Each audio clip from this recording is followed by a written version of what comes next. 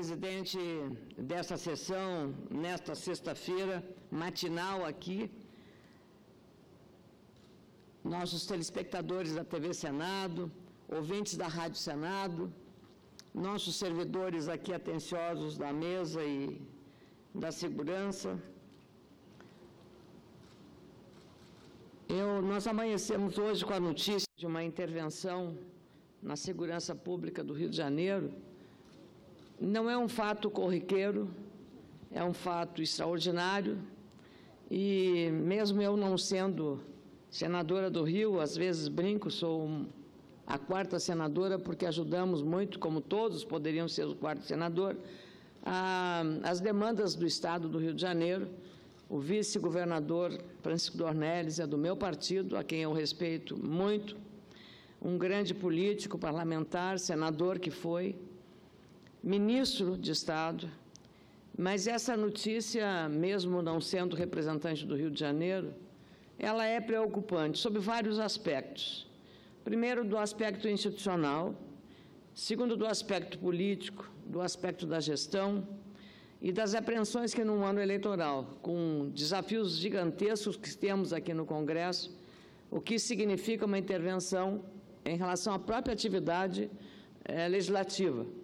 Com essa decretação, que não tem prazo determinado, pelo menos ainda não chegou mensagem nesse sentido ao Congresso, que terá que apreciar esta mensagem, nós ficaremos impossibilitados de apreciar qualquer matéria de alteração constitucional.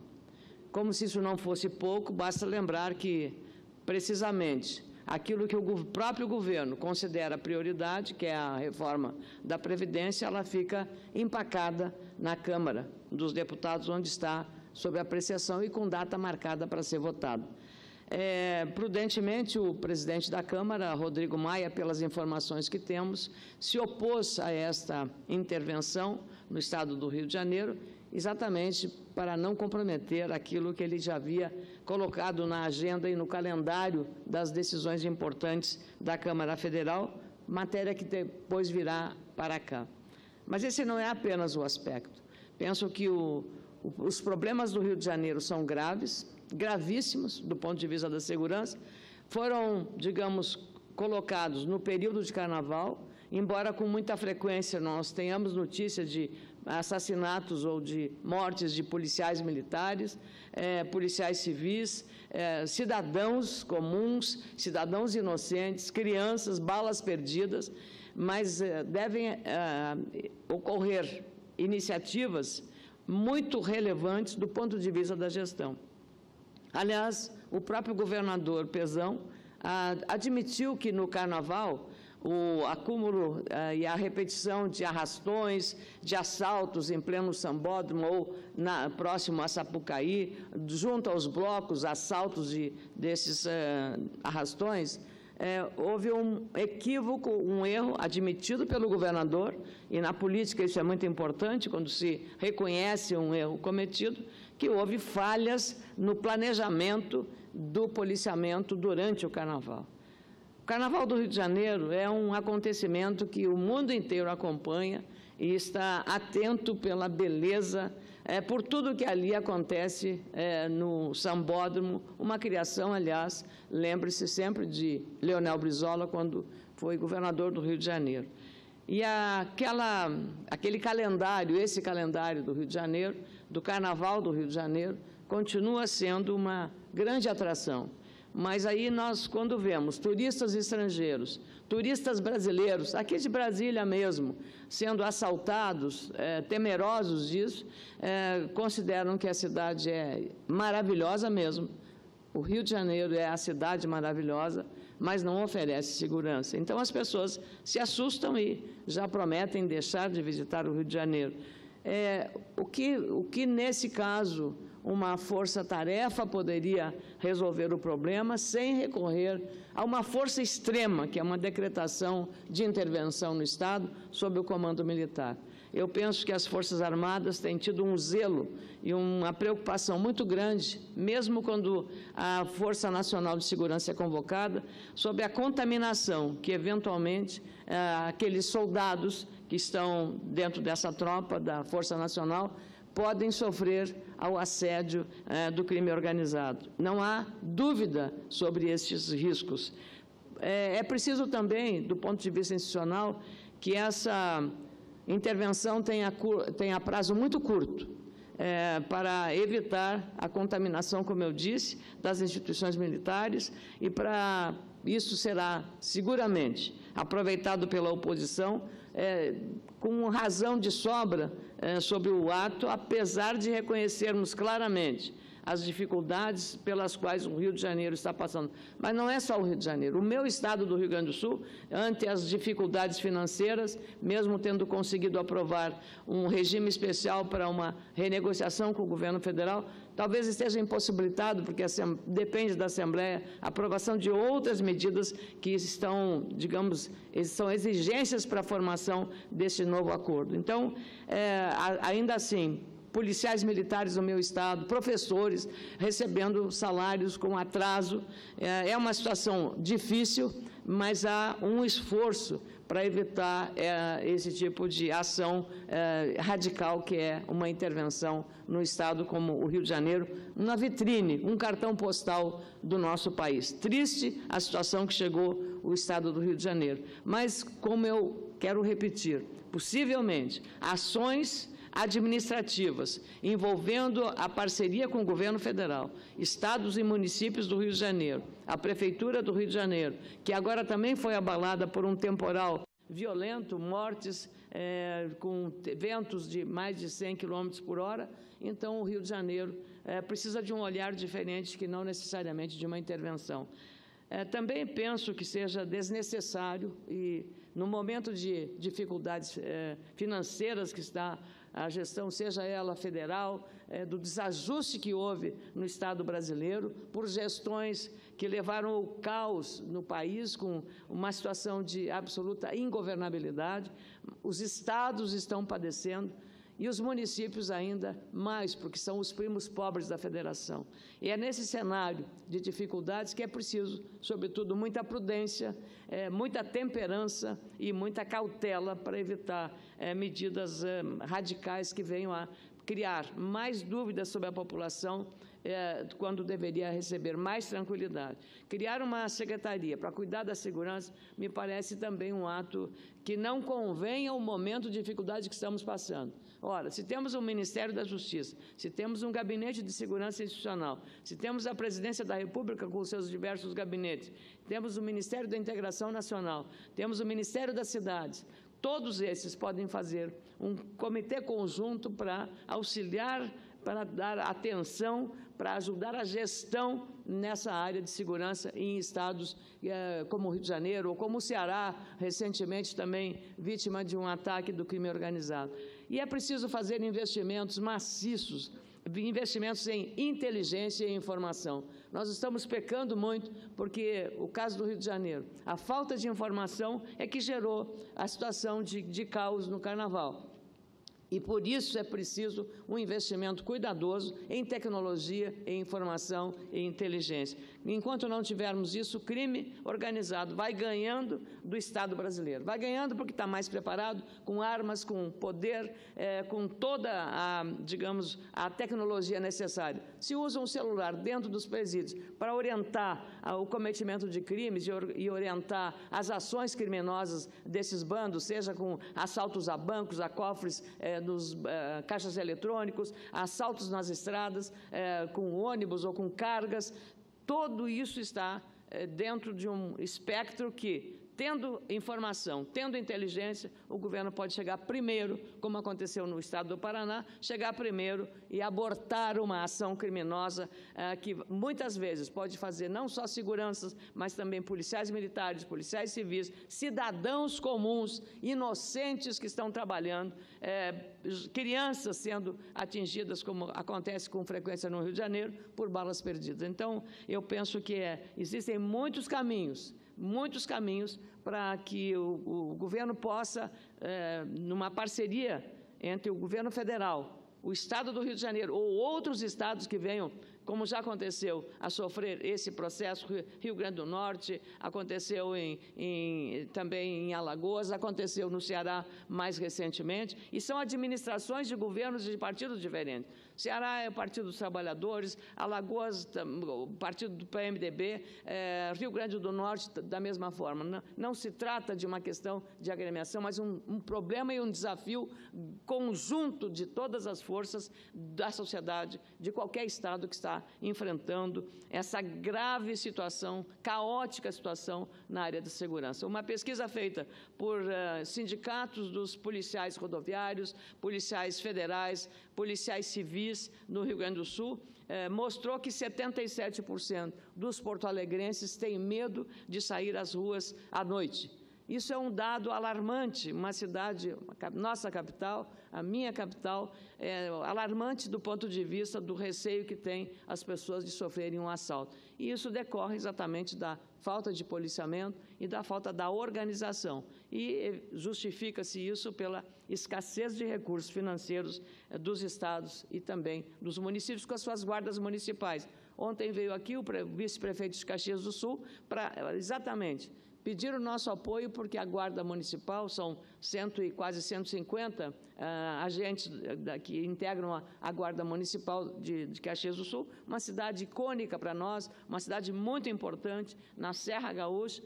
Caxias do Sul, os agentes que trabalham na segurança municipal, os guardas municipais, reclamam de viaturas já sucateadas, sem condições de andar nos bairros, de percorrer os bairros, os coletes já com prazos de validade vencidos e assim por diante. Então, assumi a responsabilidade de ir ao governo, ao Ministério da Justiça, ver quais são os programas que podem, através de convênios, ajudar a melhorar as condições de trabalho. Falei com o prefeito também da cidade, Daniel Guerra, com o vice-prefeito Francisco Ricardo, sobre essas questões que nós temos que tratar em conjunto, sejam os municípios com as suas guardas municipais, sejam com os estados, através das suas polícias militar e civil, seja a União com a Força Nacional. Talvez fosse o caso de uma atuação, uma convocação da Força Nacional por um determinado período que resolveria esse problema sem a necessidade de uma intervenção na segurança pública que tem consequências nesta casa. E teremos aqui também que apreciar esse ato da Presidência da República. Renovo aí a desnecessária iniciativa anunciada pelo governo de criar uma secretaria, um ministério para cuidar da segurança. Olha, não há necessidade disso, seria um desserviço e seria também um equívoco político fazer essa criação de mais um ministério. E a população entenderia isso como um gesto de abrigar mais um aliado político no momento de fragilidade ou de dificuldades políticas que vive o presidente da República. Para terminar, presidente, dessa sessão, senadora Gleisi Hoffmann, eu trago de volta aqui o tema grave que já ocupou a atenção aqui dos nossos colegas senadores na sessão de ontem à tarde, sobre a questão que também está vivendo o estado de Roraima. Em apenas 45 dias, um mês e meio, 18 mil venezuelanos estão pedindo para ficar no Brasil, muito mais do que o número total registrado em 2017. O número de imigrantes venezuelanos que entrou com pedido de refúgio ou autorização de residência já supera do ano passado. De 1º de janeiro até ontem, a Polícia Federal registrou 18 mil solicitações apenas em Boa Vista, na capital de Roraima. No ano passado, foram 17,8 mil pedidos em todo o Brasil.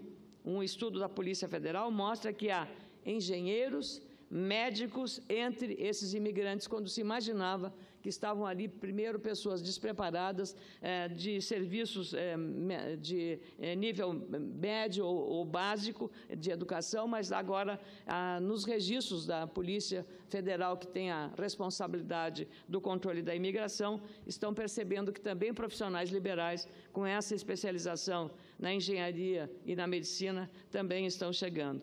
É exatamente uma situação muito complicada.